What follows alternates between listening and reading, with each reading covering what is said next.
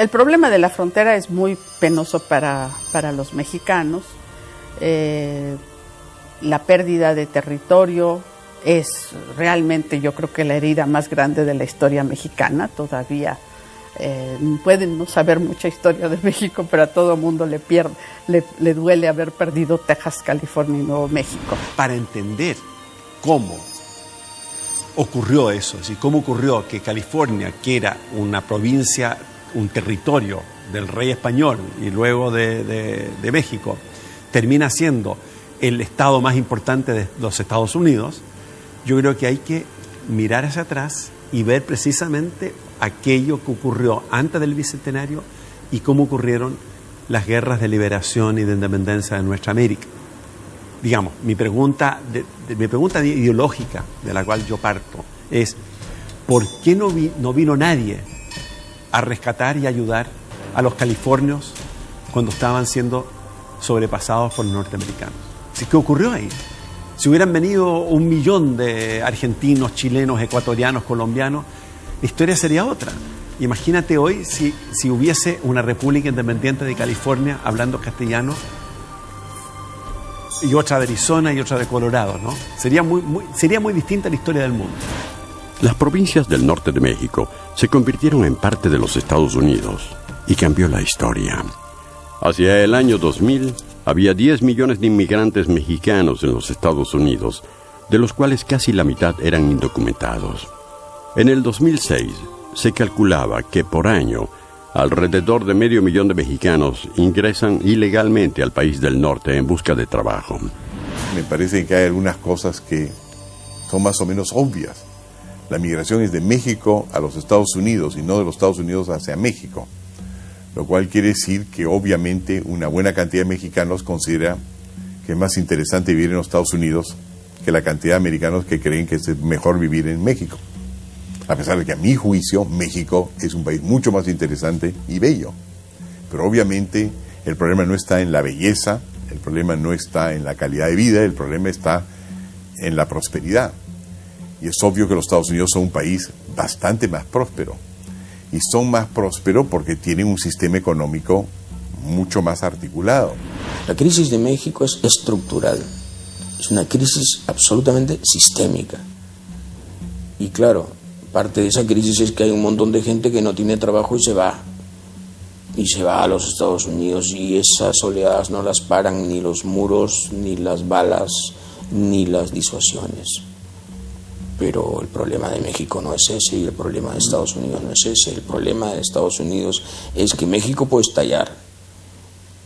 Y el problema de México es que a la hora que estalle, evidentemente, no va a encontrar en Estados Unidos precisamente un doctor, ¿no? Sino un testigo neutral. Por la frontera entre México y Estados Unidos cruzan personas, cruzan conflictos y cruzan influencias culturales. En un mundo cada vez más interconectado, aquel concepto según el cual los países civilizados imponían su cultura a los bárbaros ha quedado rebasado para siempre. Hoy en día la cultura ya no se impone, se mezcla, se fusiona, se comparte.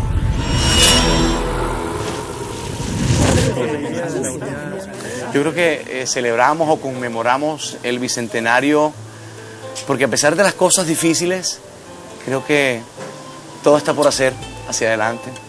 Creo que hay mucha esperanza. Creo que somos un pueblo diverso y debemos buscar estar unidos. Yo creo que hay mucha esperanza. Yo creo que la celebración creo que vale la pena porque tenemos que... Lo más importante para mí, lo más importante de toda la celebración es poder recordar, poder rescatar la memoria histórica de lo que somos.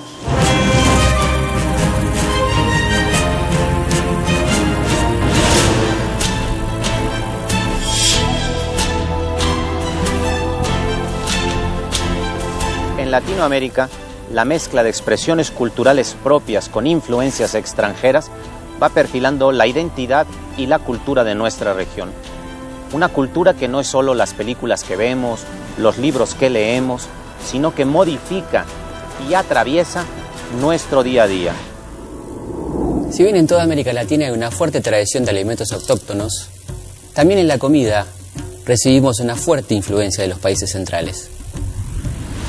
En los Estados Unidos, el primer restaurante de comida rápida se abrió en 1948 y desde ese momento no ha cesado de expandirse a nivel nacional e internacional. El primer país de la región donde se instalaron fue Puerto Rico, a mediados de la década del 60. Actualmente en América Latina, la franquicia más popular tiene más de 1.750 restaurantes distribuidos en 18 países de la región. Según datos del año 2007, la empresa que emplea más de 80.000 personas en todo el continente vende sus menús rápidos a más de 3,5 millones de latinoamericanos por día. La diferencia entre nuestro fast food y el fast food del marketing, de la transnacional, ¿no? Son varias y muy importantes, ¿no? A diferencia del fast food industrial, en donde nace para hacerse en serie, el nuestro fast food es artesanal, es hecho a mano y es hecho uno por uno. Y lo más maravilloso es que, a diferencia de este fast food que pertenece a un solo dueño que domina el mundo, nuestro fast food está lleno de miles de propietarios, de personas con nombre y apellido, que se ganan la vida dignamente haciéndonos felices, ¿no? Entonces hay una gran diferencia. ¿Qué comemos? ¿Dónde vivimos? ¿Cómo nos vestimos?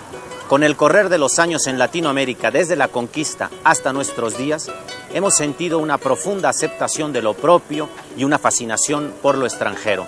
Y en el medio, en este juego de aceptación y rechazo y de posturas intermedias, nos hemos convertido en lo que somos.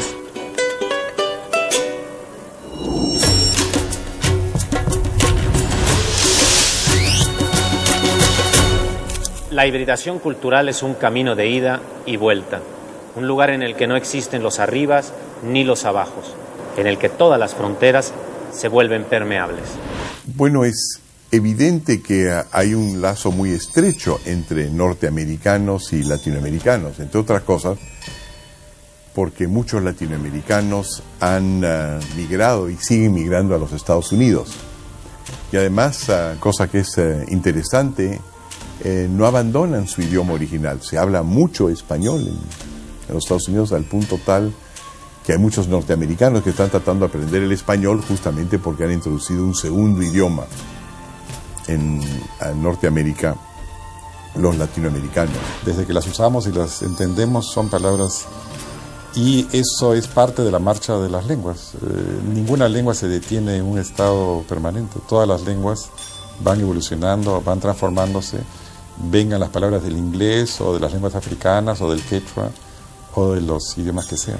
Nosotros también tenemos una gran influencia en los Estados Unidos. Creo que América Latina ha influido de muchas maneras, a través de la música, del lenguaje, de la cocina, de la forma de vestir, de los valores, de la forma de integrar la familia, de relacionarse con los individuos. Todo eso también ha influido en los Estados Unidos. Entonces no ha sido únicamente el poder americano sobre América Latina, sino también el poder latinoamericano sobre los Estados Unidos.